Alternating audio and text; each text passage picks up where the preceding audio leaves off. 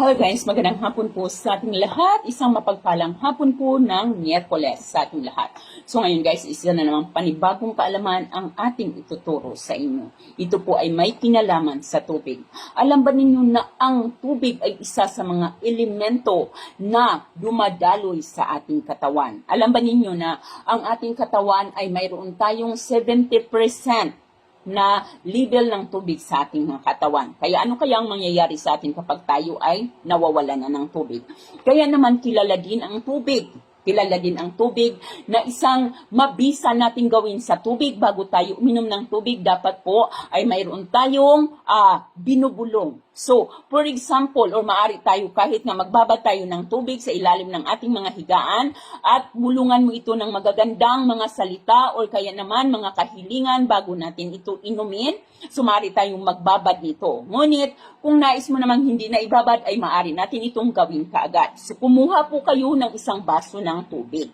Sa isang baso ng tubig, hawakan mo ito at ibulong mo ang magagandang mga salitain. So halimbawa, tungkol sa iyong sarili.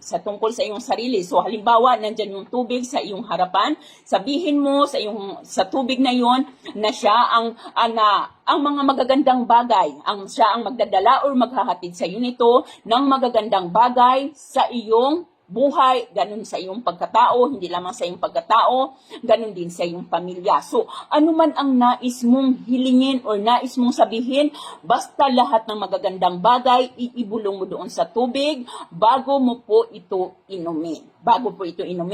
Bulungan mo ang tubig, yung mga magagandang salitain patungkol sa iyong sarili.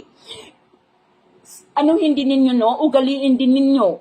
din ninyo na madalas kapag tayo ay nababigo ay kung ano-ano ang sinasabi natin sa ating mga sarili. Huwag nating ugaliin na tayo mismo sa ating sarili ay ating ida-down. So ugaliin po ninyo na kayo mismo ang magbibigay or magsasalita ng magagandang salitain patungkol sa iyong sarili. Wag laging, kasi ito po yung magiging dahilan kung lagi tayong nag-iisip ng hindi maganda, nagiging negatibo tayo. Kaya lagi tayong magsasalita ng positibo sa ating mga sarili habang ganun din sa tubig. So, dapat ang ibubulong mo sa tubig ay mga positibo mong pananaw na magiging matagumpay ka, na makakamit mo ang iyong mga pangarap, na ikaw ay magiging successful at the end of the day. Yan po ang ating laging gagawin. So, bago inumin ang tubig, lalong-lalo na sa umaga, pagkagising mo, magbigkas ka ng mga magagandang salitain o magandang kahilingan patungkol po sa iyong sarili,